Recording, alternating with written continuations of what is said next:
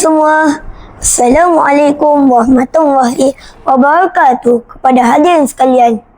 Hadirin yang dihormati, saya Najah Naim bin Muhammad Sazali dari kelas 5-1 Sekolah Kebangsaan Jalan Pil, Kuala Lumpur.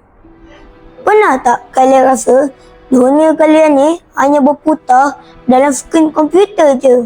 Bangun tidur terus cari keyboard, tidur pun mimpi pasal main game.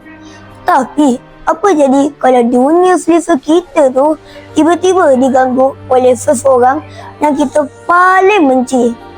Hari ini saya ingin berkongsikan tentang sebuah novel remaja terbitan Tuna Supa yang bertajuk Mr. Gamer vs Miss H, hasil nukilan penulis berbakat iaitu Azim Hakimi.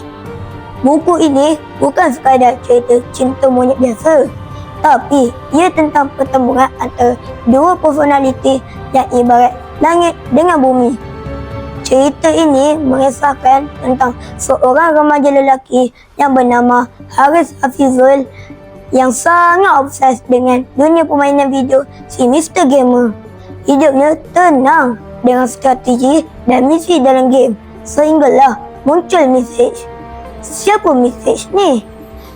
Dia seorang yang sangat berbeza, mungkin lebih tegas, skema atau mempunyai rahsia tersendiri yang sering mencabar kesabaran si gamer kita. Namun begitu, kepakaran Haris ini telah menarik perhatian seorang individu misteri dan berbahaya, iaitu Miss H. Watak Miss H digambarkan sebagai seorang yang bijak dan licik dan mempunyai agenda tersembunyi. Dia mempunyai rancangan yang paling jahat untuk kalahkan Mr. Gamer. Kenapa buku ini menarik? Pertama, penulis buku iaitu Azim Hakimi menggunakan bahasa yang sangat dekat dengan jiwa remaja. Jadi, saya rasa sangat seronok ketika membaca buku ini. Kedua, penulis mengangkat hobi gaming yang sangat popular sekarang. Jadi, saya berasa sangat dekat dengan kehidupan seharian.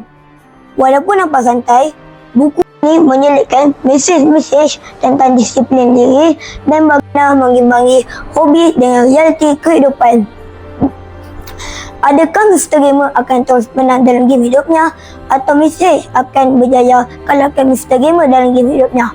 Kalau nak tahu kesudahannya, anda wajib dapatkan buku terbitan Tuna Supa ini. Percayalah, sekali anda membacanya, anda tak akan berhenti selagi tak sampai pusat terakhir kerana anda terpengaruh dengan keseronokan buku ini. Sekian sahaja daripada saya. Ingat,